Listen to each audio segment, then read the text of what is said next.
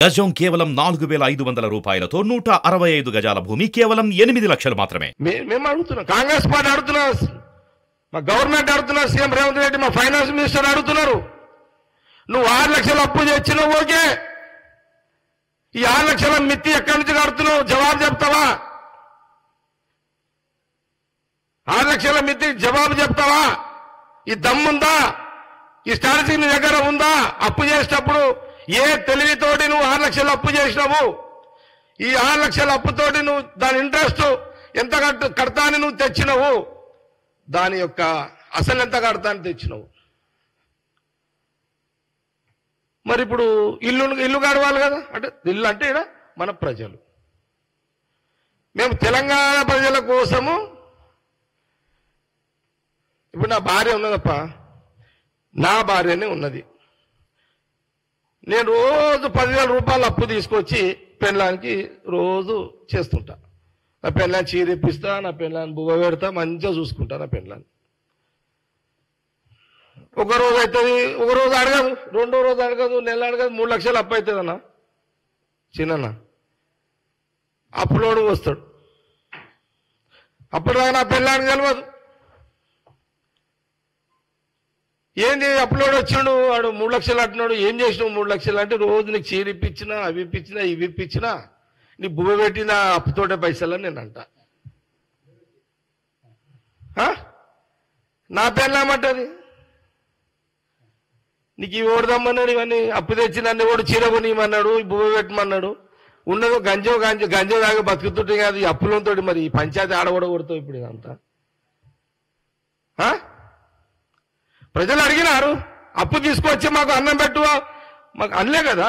నీకు ప్రభుత్వం ఇచ్చినప్పుడు జిమ్మెదారిగా నా భార్యను ఏమంటది, నువ్వు బిజినెస్ చెయ్యి, దాని మీద ఆమ్దాన్ని పెట్టి నన్ను నడుపు, నా పిల్లలను నడుపు అంటది. కానీ నువ్వు అప్పులపాలు నువ్వు రేసుకొని నన్ను అనదు కదా.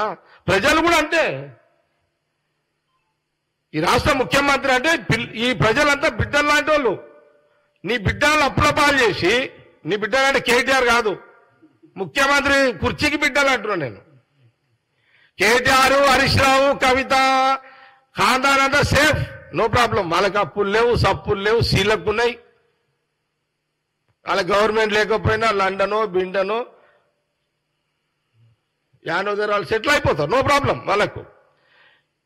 మళ్ళా 4 కోట్ల చిల్లర ఎంత ఇప్పుడు అనా, 4 కోట్ల మంది ప్రజలు.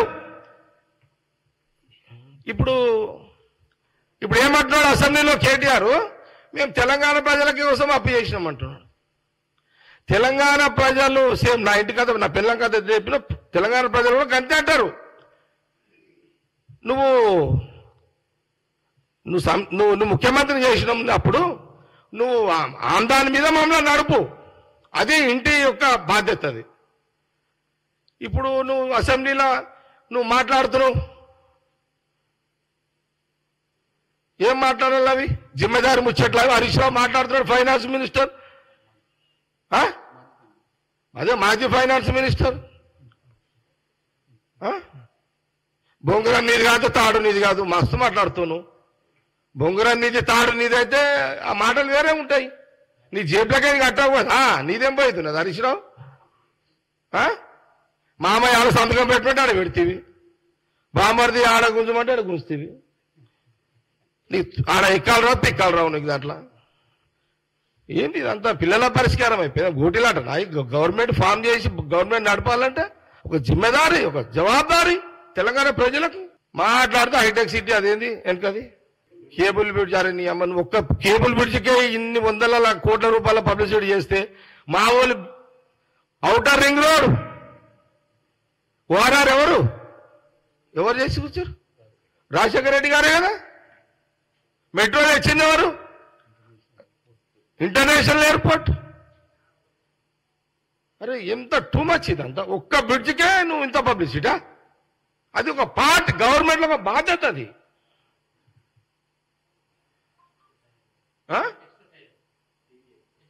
ఎక్స్ప్రెస్ హైవే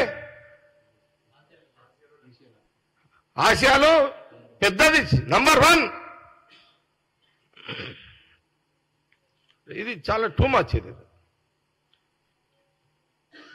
మీరు మళ్ళీ సార్ అట్లా మాట్లాడితే దాని అయ్యే మాట్లాడతాను నేను కూడా మళ్ళీ సార్ ఇంకా కాలేజ్ వచ్చారు ఒక్క సెకండ్ ప్లీజ్ మీరు కొంత కోఆపరేట్ చేయాలి ఎందుకంటే 500 గ్యాస్ సిలిండర్ వస్తుంది త్వరలోనే 500 గ్యాస్ సిలిండర్ మీకు కూడా అందరికి వస్తున్నాయి మీకు కూడా వస్తాయి అందరికి వస్తాయి ప్రస్తుతాలకు కూడా వస్తాయి చెప్తా నేను సీఎం గారికి చెప్తా మీకు ఇళ్ళ జాగాలు ఇవ్వమని కూడా చెప్తా నేను సీఎం గారికి ఐడియా ఉంది నేను చెప్తా మీకు ప్రస్తుతాలకు ఇళ్ళ జాగాలు ఇవ్వమని కూడా చెప్తా మీకు జిల్లాలో ఇవ్వమంట స్టేట్లో కూడా ఇవ్వమని చెప్తా చాదనంత వరకు ఈసారి బయట పడేయండి సీఎం గారు నేను చెప్తానే సీఎం గారు ఐడియా ఉంటుంది నేను మళ్ళీ కూడా చెప్తా మహిళలకు కూడా 2500 త్వరగా వస్తాయి 2500 గృహలక్ష్మి తొందరగా వస్తాయమ్మా